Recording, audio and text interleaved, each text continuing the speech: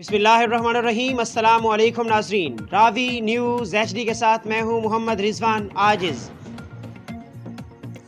रुक करते हैं सरगोधा का, जहां professors and lecturers association PPLA के इंतखाबात की इंतखाबी मुहिम के इत्तेहाद के लिए असातिज़ा के मरकज़ी रहनुमा और प्रोफेसर डॉक्टर साहिबजादा अहमद नदीम ने अनवाला कॉलेज सरगोधा में एक कन्वेंशन से खिताब किया। उन्होंने कहा कि कॉलेज में असातिज़ा के देरीना मसाइल जल्दी से हल किए जाएँ। सरगोधा डिवीज़न की तरफ से सदारती उम्मीदवार डॉक्टर हाफिज़ रमज़ान ने कॉलेज असातिज़ा की इज़्ज़त तकरीम और कॉलेज के लिए मज़ीद आसानियाँ देने का ऐलान भी किया। इस ज़िमन में डिवीज़न के सैकड़ों प्रोफेसर ने शिरकत की। डॉक्टर हाफिज़ रमज़ान का कहना था कि 11 नवंबर को होने वाले प्रोफेसर एंड लेक्चरर एसोसिएशन के इंतखाबात में इत्तेहाद का पैनल न सिर्फ सरगोधा में बल्कि पूरे पंजाब में कामयाबी हासिल करेगा।